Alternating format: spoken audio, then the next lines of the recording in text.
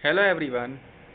हमारी class 8th की new NCERT SST की बुक जिसका फर्स्ट चैप्टर चल रहा था, आज उसका हम सेकंड पार्ट कंटिन्यू करेंगे।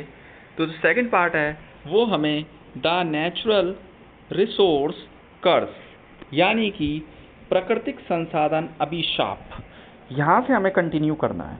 तो सबसे पहले देखते हैं, having abundant natural resource does not guarantee economic prosperity. प्रचुर प्राकृतिक संसाधनों का होना आर्थिक समृद्धि की गारंटी नहीं है। Some region rich in natural resource can experience slower economic growth and development, a phenomena economist call the natural resource curse और द पैराडॉक्स ऑफ प्लेंटी।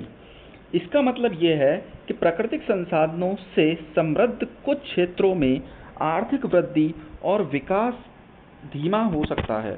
एक ऐसी घटना जिसे अर्थशास्त्री प्राकृतिक संसाधन अभिशाप या प्रचुरता या विरोधाभास कहते हैं। Put very simply, this means that often having plenty of natural resources does not automatically means that a country is a rich।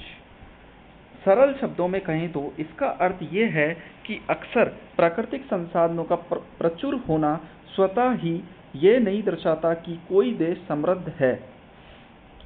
Frequently, economies are unable to develop industry that convert the resources into products of higher value।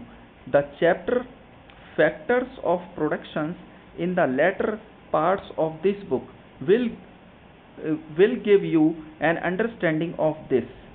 इसमें बताया गया है, अक्सर अर्थव्यवस्थाएं ऐसे उद्योग विकसित करने में असमर्थ होती है जो संसाधनों को उच्च मूल्य वाले उत्पादों में परिवर्तित कर सके। इस पुस्तक के उत्तरार्ध का अध्याय उत्पादन के कारक आपको इसकी समझ प्रदान करेगा।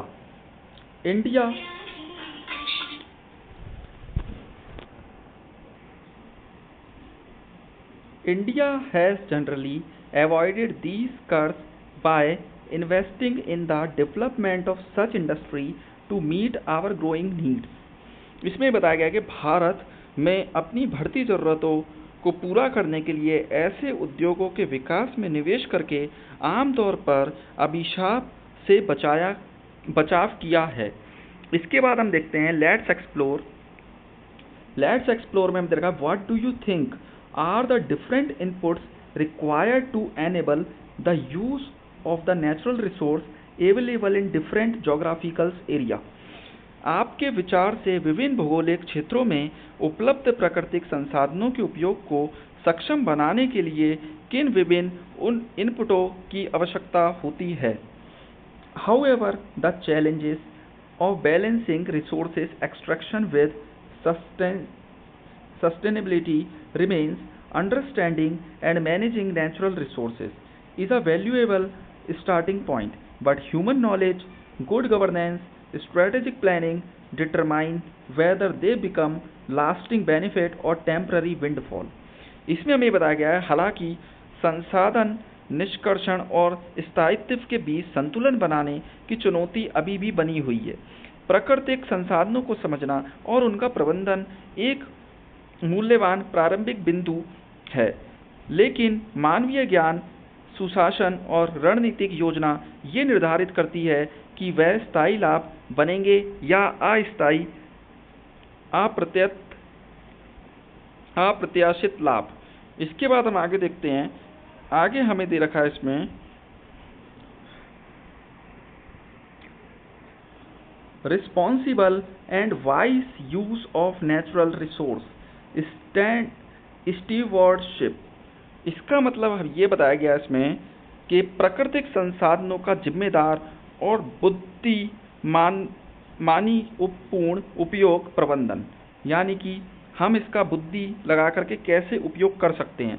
तो यहाँ पर देखो हमें दिया गया sustaining life on the earth require that we respect nature and use natural resource in a way that enable the restoration and regeneration of renewable resource. and the responsible and judicious use of non-renewable ones. इसमें ये बोला गया है कि पृथ्वी पर जीवन को बनाए रखने के लिए आवश्यक है कि हम प्रकृति का सम्मान करें और प्राकृतिक संसाधनों का उपयोग इस प्रकार करें जिससे नवीकरणीय संसाधनों का पुनरुद्धार और पुनर्जनन संभव हो सके तथा गैर नवीकरणीय संसाधनों का जिम्मेदारीपूर्ण और विवेकपूर्ण उपयोग हो सके। इसके बाद हम देखते हैं scientist studying these aspect have warn that the irresponsible treatment of natural resources has lead to pollution, biodiversity loss and climatic changes which has been taking place at an increased pace in recent year. इसमें बोला गया कि इन पहलुओं का अध्ययन करने वाले वैज्ञानिकों ने चेतावनी दी है कि प्राकृतिक संसाधनों के गैर जिम्मेदार व्यवहार के कारण प्रदूषण, जैव विविधता की हानि और जलवायु परिवर्तन हुआ है जो हाल ही के वर्षों में तेजी से हो रहा है। इसके बाद हम देखते हैं biodiversity loss.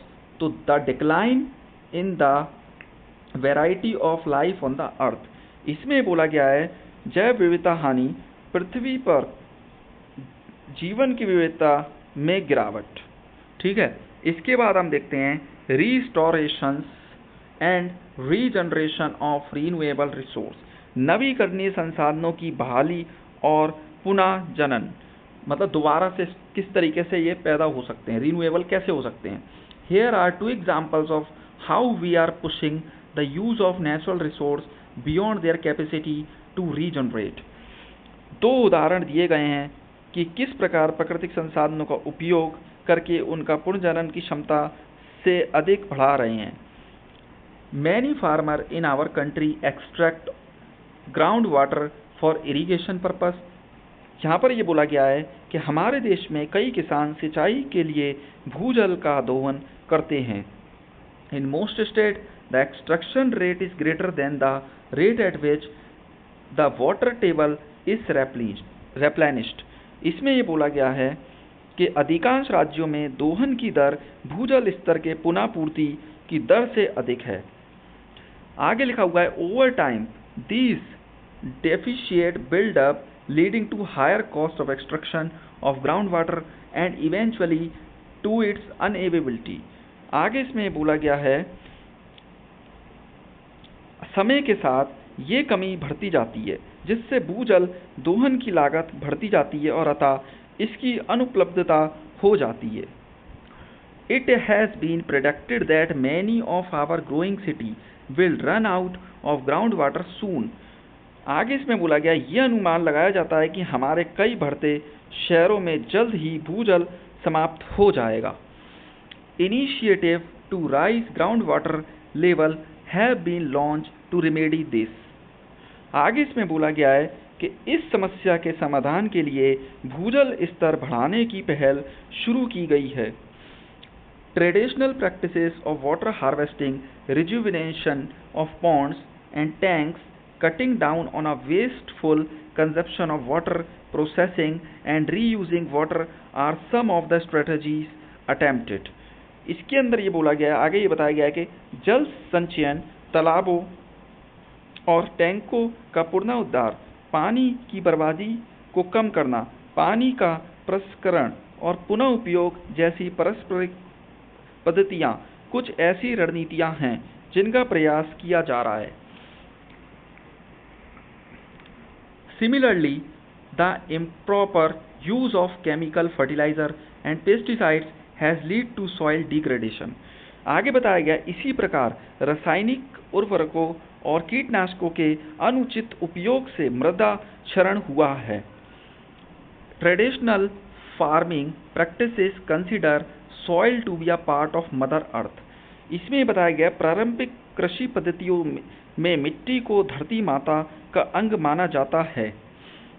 Practices like the use of cow dung and other natural fertilizer, mulching, multi-cropping and so on enable holistic soil management. आगे इसमें ये बोला गया है गोबर और अन्य प्राकृतिक उर्वरकों का उपयोग, मल्चिंग, बहुफसलीय खेती आदि जैसी पद्धतियाँ ने समग्र मृदा प्रबंधन को संभव बनाया है। हमें इन पद्धतियों से सीखना चाहिए और उन्हें लागू करना चाहिए। आगे हमें एक ये डायग्राम दे रखा है, इसमें बताया crop failure on account of injudicious use of chemical fertiliser. इसमें ये बोला गया है कि रासायनिक उर्वरकों के अविवेकपूर्ण उपयोग के कारण फसल की विफलता। मतलब अगर हमने दिमाग लगाकर इनको नहीं लगाया क्रॉप्स को, तो क्या होगा, जो क्रॉप्स हैं वो सारी क्या हो जाएंगी, खराब हो जाएंगी। आगे इसमें बोला गया है we must learn from these practices and apply. मतलब इन्हें क्या करना है, अप्लाई भी करना है। इसके बाद हम देखते हैं them in our current situation to prevent further degradation we need to replenish and rejuvenate of our soil। इसमें बोला गया कि वर्तमान स्थिति में उन्हें और शरण से बचाने के लिए हमें उन्हें पुनः उपजाऊ बनाना होगा। हमें अपनी मिट्टी को फिर से उपजाऊ बनाने और उसका कायाकल्प करने की आवश्यकता है। Over exploitation of ground water a caselet from Punjab. इसमें बोला गया कि भूजल का अतिदोहन पंजाब का एक मामला। तो a crisis has unfolded in fertile plain of Punjab where groundwater resources have been severely depleted। इसमें बोला गया कि पंजाब के उपजाऊ मैदान में एक संकट सामने आया है जहां भूजल संसाधन गंभीर रूप से समाप्त हो गए हैं। Punjab was home to the green revolution that fed a large proportion of our population and contributed to India becoming self-sufficient in food। आगे इसमें ये बोला गया है कि पंजाब हरित क्रांति का केंद्र रहा है जिसने हमारी आबादी के एक बड़े हिस्से को भोजन उपलब्ध कराया है और भारत को खदान के मामले में आत्मनिर्भर बनाने में योगदान दिया है। आगे देखते हैं today the same state faces issue of sustainability. Nature has been exploited beyond regeneration at least in the short term. आगे इसमें ये बोला गया है आज वही राज्य स्थायित्व के मुद्दों का सामना कर रहा है, प्रकृति का दोहन पुनर्जनन से परे किया गया है। आगे इसमें दिया गया however this concern is not a particular to Punjab, it is affect many other state. आगे इसमें बोला गया है कम से कम अल्पविधि में तो हालांकि ये चिंता केवल पंजाब तक ही सीमित नहीं है, ये कई अन्य राज्यों को भी प्रभावित करती है। आगे इसमें दिया गया है in the 1960 farmer shifted to high yielding variety of weeds and paddy। 1960 के दशक में किसानों ने गेहूं और धान की उच्च उपज वाली किस्मों की ओर रुख किया। These required more water than the traditional seeds and farmer began to extract groundwater to meet this need। इसमें ये बोला गया था कि इन्हें प्रारंभिक बीजों की तुलना में अधिक पानी की आवश्यकता होती थी और किसानों ने इस आवश्यकता को पूरा करने के लिए भूजल का दोहन शुरू कर दिया। In addition, the supply of free power lead to the over pumping of groundwater, a situation still prevalent in much of India today। इसमें ये बोला गया था, आगे ये बताया गया है कि इसके अलावा मुफ्त बिजली की आपूर्ति के कारण भूजल का अत्यधिक दोहन हुआ। ये स्थिति आज भी भारत के अधिकांश हिस्सों में व्याप्त है। Modern farming technique also require the use of chemical, pesticides and fertilizer। इसमें हमें ये बताया गया है कि आधुनिक कृषि तकनीकों के लिए रासायनिक कीटनाशकों और उर्वरकों के उपयोग की भी आवश्यकता थी। The combined effect of these factors is that the groundwater level in a large part of Punjab has become inaccessible till depth of about 30 meters and the chemical from the pesticide and fertilizer have dissolved in the groundwater causing health hazards। आगे इसमें बोला गया है इन कारकों का संयुक्त प्रभाव ये है कि पंजाब के एक बड़े हिस्से में भूजल स्तर लगभग 30 मीटर की गहराई तक पहुंच से बाहर हो गया है और कीटनाशकों और उर्वरकों के रसायन भूजल में घुल गए हैं जिससे स्वास्थ्य संबंधी खतरे पैदा हो रहे हैं। आगे हम देखते हैं, आगे हमें यहाँ पर डायग्राम दिए गए हैं जिसके अंदर में दिखाया गया एक्सट्रैक्शन ऑफ ग्राउंड वाटर। इसका मतलब यह भूजल निष्कर्षण जो हो रहा है। इसके अलावा देखते हैं wet paddy field. Wet paddy field मतलब गीले धान के खेत, ये पैडी मतलब होता है राइस, तो यानी कि गीले धान के खेत हैं ये, ठीक है। इसके बाद हम आगे चलते हैं, आगे हम देखते हैं तो यहाँ पर almost 80% of the area Punjab has been classified as a overexploited. In other words, where have drawn water at a rate of much greater than at which restoration and rejuvenation of groundwater is possible.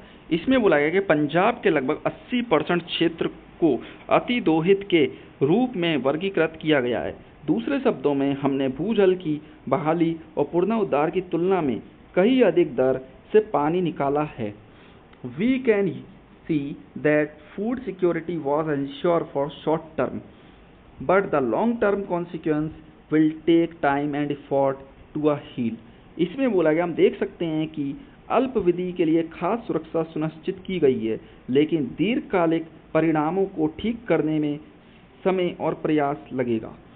आगे इसमें हमें एक map दिया गया है जिसमें हमें depth to water level map of Punjab state and Chandigarh UT June 2022 का, तो यानी कि पंजाब राज्य और चंडीगढ़ का जल स्तर की गहराई का मानचित्र है ये, ठीक है। कब का? जून 2022 का।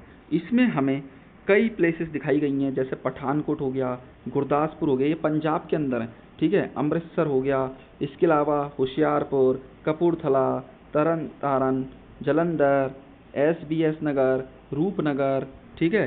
कई सारी हमें इसमें प्लेस दिखाई गई हैं, लुधियाना, मोगा, फिरोजपुर, फरीदकोट, मुक्तसर, फजिल्का, ठीक है, बठिंडा, बरनाता, संगरूर, मनसा, पटियाला, फतेहगढ़ साहिब, SBS नगर, रूपनगर, तो ये कई सारी हमें इसके अंदर, चंडीगढ़, ठीक है, तो कई सारी हमें इसके अंदर दिखाई गई है। इसके अंदर हमें ये दिखाया गया है in depth to water level MBGL, मतलब इसके अंदर हमें ये इंडेक्स दिया गया है। इसके अंदर हमें पंजाब गहराई से जल स्तर, मतलब ये गहराई से जल स्तर दिखाया गया, 0 से 2 वाला एरिया दिखाया गया है, 10 से 20 वाला, 2 से 5, 20 से 40, 5 से 10, और जो एक दिखाया गया 40, ठीक है। तो मतलब ये सारे हमें एरिया इसके अंदर दिखाए गए हैं, ठीक है। इसके अलावा हमें इसके अंदर यहाँ पर लिखा हुआ है depth to water level of Punjab and Chandigarh June 2022। MBGL का मतलब है मीटर बिलो ग्राउंड लेवल। क्या है? Metre below ground level. Punjab और चंडीगढ़ का जल स्तर गहराई का मानचित्र जून 2022 का। इसके बाद हम आगे देखते हैं, आगे हमें एक और यहाँ पर फोटो दे रखी है, यहाँ पर दे रखा है हमें Jaisalmer fort Rajasthan, a mud structure built in the 12th century and refurbished later using sandstone। इसमें बोला गया जैसलमेर किला राजस्थान 12वीं शताब्दी में निर्मित एक मिट्टी की संरचना, जिसे बाद में बलुआ पत्थर का उपयोग करके पुनर्निर्मित किया गया, मतलब दोबारा से इसे बनाया गया है। आगे हम देखते हैं द केस ऑफ सीमेंट, यानी कि सीमेंट का मामला। We can not imagine life without cement. इसमें बोला गया सीमेंट के बिना हम जीवन की कल्पना भी नहीं कर सकते। Our houses, our school, hospitals and other building, bridges, roads and airports all require cement. इसमें बोला गया हमारा घर, स्कूल, अस्पताल, अन्य इमारतें, पुल, सड़कें और हवाई अड्डे सभी सीमेंट की आवश्यकता होती है। आगे बोला गया the production of cement has been listed as one of the most polluting industry. इसमें बोला गया सीमेंट उत्पादन को सबसे अधिक प्रदूषण फैलाने वाले उद्योगों में से एक माना जाता है। The process of production release fine dust that enter our lungs and those of animals, damaging them, settles on leaves of the plant, decreasing their yields and causes soil and water pollution too. आगे इसमें बोला गया है कि उत्पादन प्रक्रिया के दौरान निकलने वाली महीन धूल हमारे जानवरों के फेफड़ों में प्रवेश कर उन्हें नुकसान पहुंचाती हैं, पौधों की पत्तियों पर जम जाती हैं, जिससे उनकी उपज कम हो जाती है और मृदा एवं जल प्रदूषण भी होता है। The central pollution control board has created guideline for cement factory to ensure that the pollution is minimized or eliminated। इसमें बोला गया कि केंद्रीय प्रदूषण नियंत्रण बोर्ड सीमेंट कारखानों के लिए दिशा निर्देश बनाए हैं ताकि ये सुनिश्चित किया जा सके कि प्रदूषण कम से कम हो या पूरी तरीके से समाप्त हो जाए। आगे इसमें दिया गया है, in addition there is move towards creating alternative materials that reduce pollution. इसके अलावा प्रदूषण कम करने वाली वैकल्पिक सामग्रियों के निर्माण की दिशा में भी प्रयास हो रहे हैं। These include the use of traditional material like stone and mud, new plant-based material and recycled material from waste plastic। आगे इसमें ये बोला गया है, इसमें पत्थर और मिट्टी जैसे पारंपरिक सामग्रियों का उपयोग, नई वनस्पति आधारित सामग्रियां और बेकार प्लास्टिक से पुनर्चक्रित सामग्री शामिल है। पुनर्चक्रित मतलब जिससे हम दोबारा से इसको बना सकेंगे, ठीक है। आगे इसमें दे रखा है यहाँ पर, a community building in Auroville constructed by Auroville earth institute which hold the UNESCO chair for earthen architecture. This modern building is made of mud using a special technique. इसमें बताया गया है कि ऑरोविले अर्थ इंस्टीट्यूट जो मिट्टी की वास्तुकला के लिए यूनेस्को चेयर रखता है द्वारा निर्मित एक सामुदायिक भवन है। ये आधुनिक भवन विशेष तकनीकों का उपयोग करके मिट्टी से बनाया गया है। आगे देखते हैं, आगे इसमें हमें दे रखा है, traditional material and method are being combined with modern technological advance to create new material that are sustainable.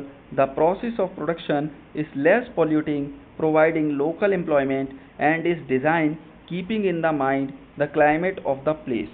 इसमें बोला गया है कि पारंपरिक सामग्रियों और विधियों को आधुनिक तकनीकी प्रकृति के साथ संयोजित किया जा रहा है ताकि ऐसी नई सामग्रियां बनाई जा सकें जो टिकाऊ हों, उत्पादन की प्रक्रिया कम प्रदूषणकारी हो, स्थानीय रोजगार प्रदान करे तथा उस स्थान की जलवायु को ध्यान में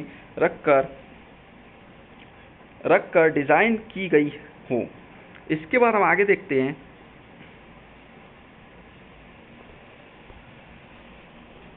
आगे हमें दिया गया है,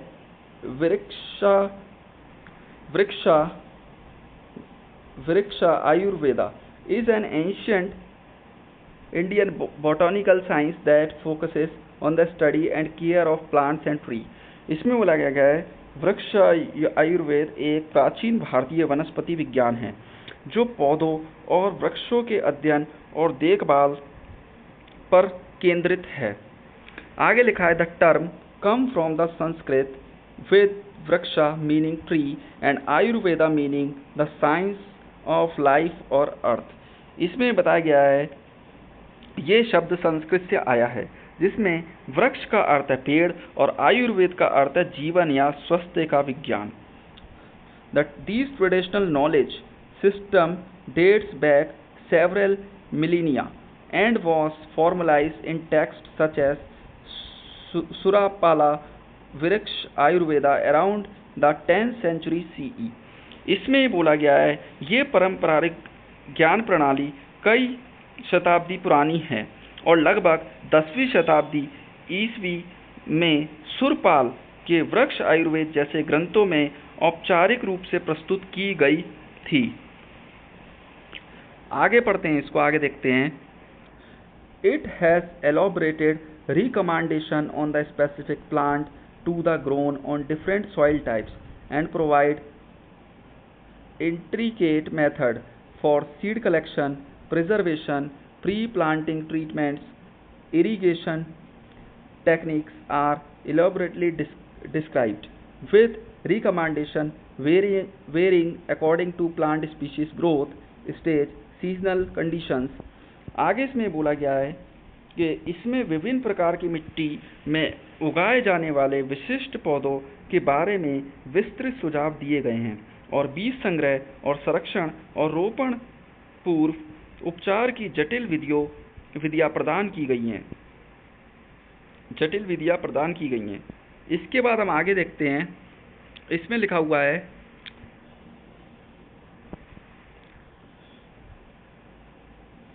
It specifies pest management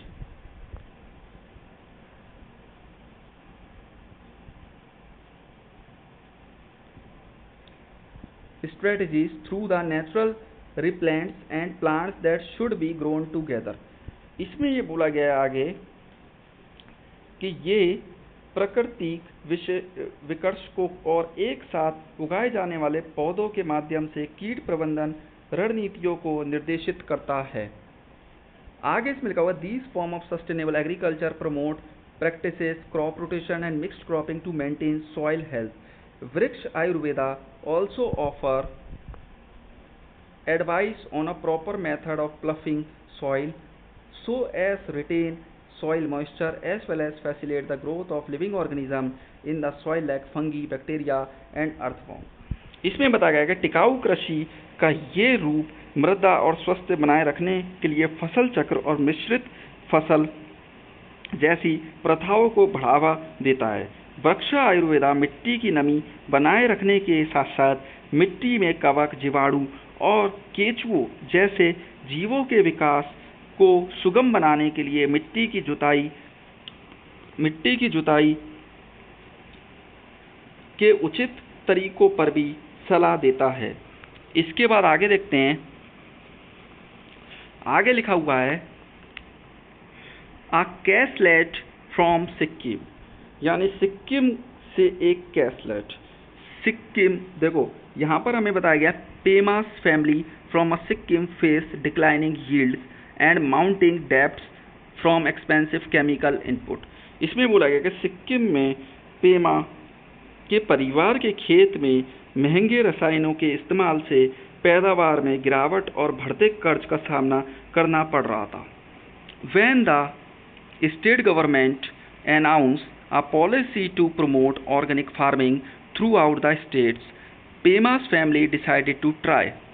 आगे इसमें बोला गया है कि जब राज्य सरकार ने पूरे राज्य में जैविक खेती को बढ़ावा देने की नीति की घोषणा की तो पेमा के परिवार ने इसे अपनाने का फैसला किया। It was not an easy transition. Initially, the yield dropped as the soil was recovering from years of chemical use। आगे इसमें बोला गया है शुरुआत में ये बदलाव आसान नहीं था क्योंकि मिट्टी वर्षों से रसायनों के इस्तेमाल से उबर रही थी और पैदावार कम हो रही थी। आगे इसमें दिया गया है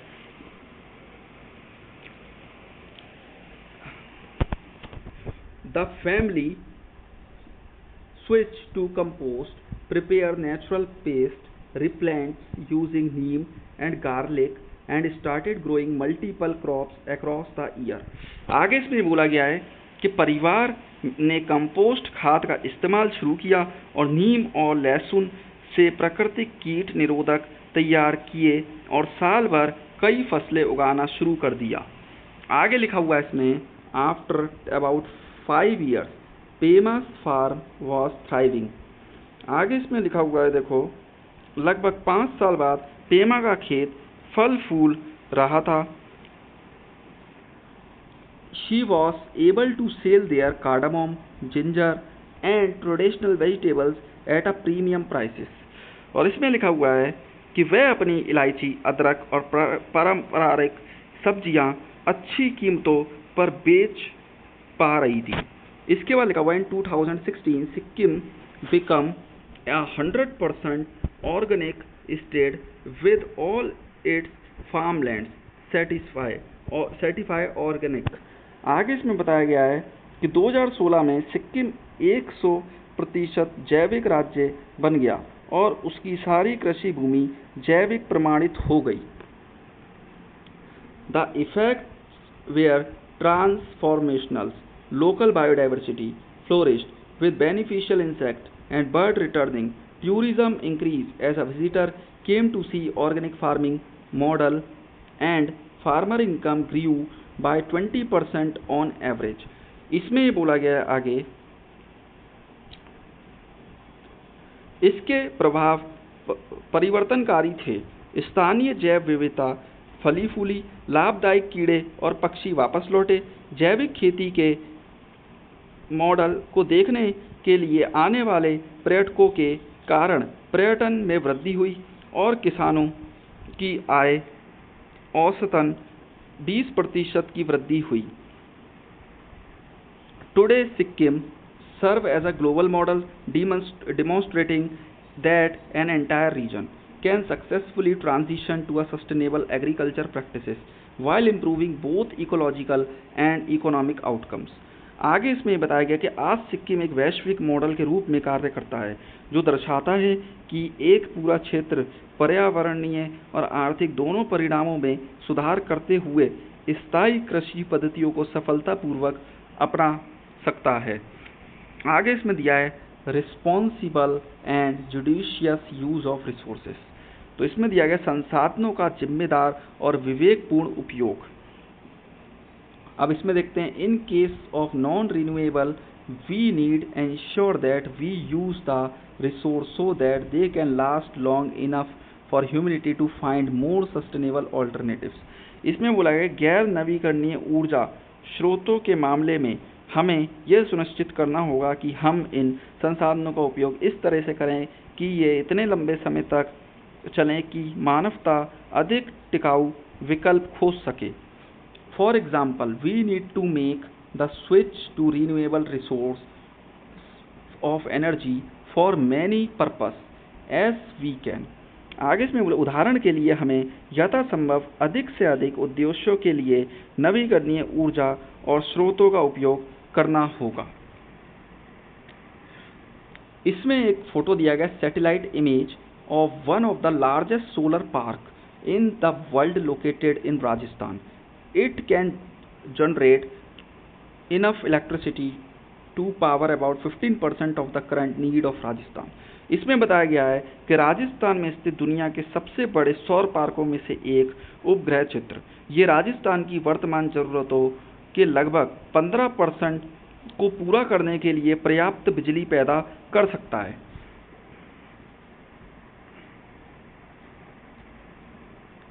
solar farm near Raichur Karnataka. तो हमें यहाँ पे सोलर फार्म दे रखा है, कहाँ पर? रायचूरा इन कर्नाटका में, ठीक है।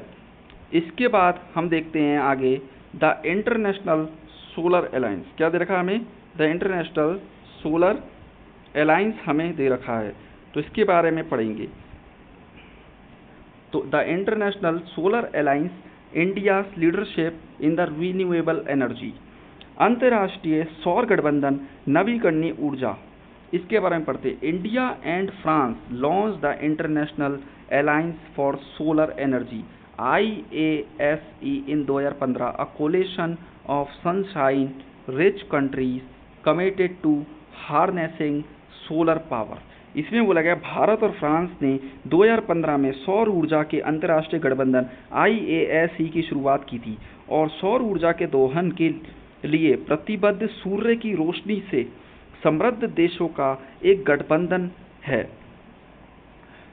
The alliance focus on the country blessed with abundant sunlight through out the year. और ये अलायंस इसलिए बनाया गया था, ये गठबंधन उन देशों पर केंद्रित है जहां साल भर भरपूर धूप उपलब्ध रहती है। India has help channel billions of dollars into a solar project across developing nations, sharing technical expertise and creating affordable financing option। इसमें ये बोला गया है कि ये सौर परियोजनाएं, ये इसमें बोला गया है भारत ने विकासशील देशों में सौर परियोजनाओं में अरबों डॉलर लगाने में मदद की है, तकनीकी विशेषता साझा की है और किफ़ायती वित्त पोषण विकल्प उपलब्ध कराए हैं।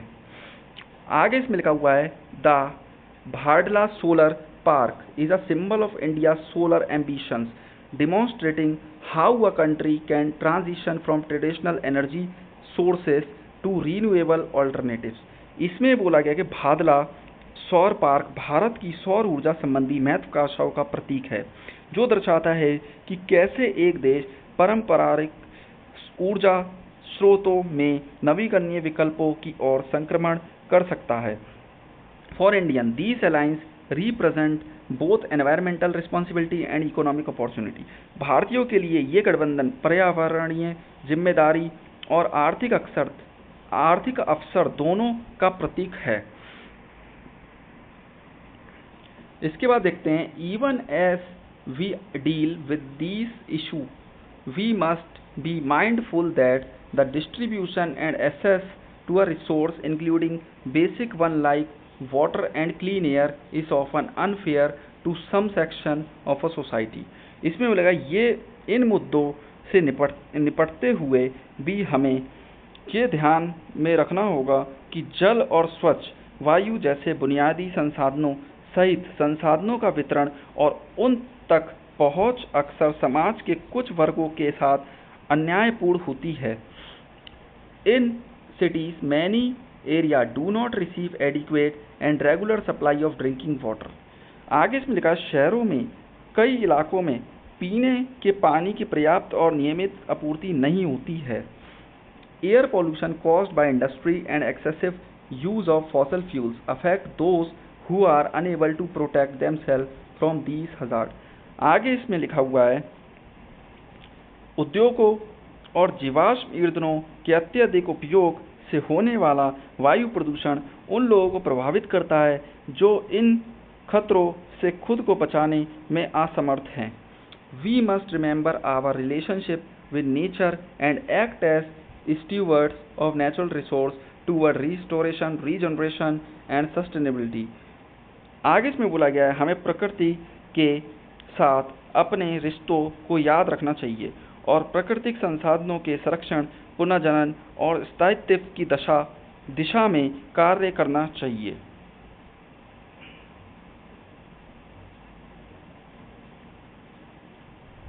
आगे इसमें लिखा हुआ है, the Bhagavad Gita refer to a lok sangraha, मतलब लोक संग्रह से इसे रेफर किया जाता है। इसमें बोला गया भगवद गीता लोक संग्रह का उल्लेख है। भगवद गीता में किसका उल्लेख है? लोक संग्रह का उल्लेख है। आगे इसमें बोला गया the idea that everyone must transcend personal desire and act for the well being of all has the time come for to consider these seriously. आगे इसमें बोला गया है कि ये विचार कि सभी को अपने व्यक्तिगत इच्छाओं से ऊपर उठकर सभी की भलाई के लिए कार्य करना चाहिए। क्या अब समय आ गया है कि हम इस पर गंभीरता से विचार करें? तो अब हम देखते हैं, बिफोर वी मूव ऑन, तो सबसे पहला हमारा जो पॉइंट है, natural resource are material and substance that occur in nature and are valuable to humans. इसमें बोला गया कि प्राकृतिक संसाधन वह सामग्रियां और पदार्थ हैं जो प्रकृति में पाए जाते हैं और मनुष्य के लिए मूल्यवान हैं। Second point, there are different ways of categorise resources, renewable, non renewable are useful categories. Second वाले पॉइंट में बोला गया संसाधनों को वर्गीकृत करने के विभिन्न तरीके हैं, नवीकरणीय और गैर नवीकरणीय उपयोगी श्रेणियां हैं। Third point, the resources curse can be overcome through investment in the development of technology and skills. प्रौद्योगिकी और कौशल के विकास में निवेश के माध्यम से संसाधन अभिशाप पर काबू पाया जा सकता है। Fourth point, we need to become vigilant about the rate at which we use renewable so as not to overexploit them. Judicious and we use them non-renewable will enable stretching their use for a longer period of time. इसका मतलब ये है कि हमें नवीकरणीय ऊर्जा के उपयोग की दर के बारे में सतर्क रहने की आवश्यकता है ताकि उनका अत्यधिक दोहन ना हो और गैर नवीकरणीय ऊर्जा का विवेकपूर्ण और बुद्धिमानीपूर्ण उपयोग उनके उपयोग को लंबे समय तक जारी रखने में सक्षम बनाएगा। तो आज के लिए बस इतना ही। आज हमारा जो फर्स्ट चैप्टर था SST का वो कंप्लीट हो गया। Thank you so much.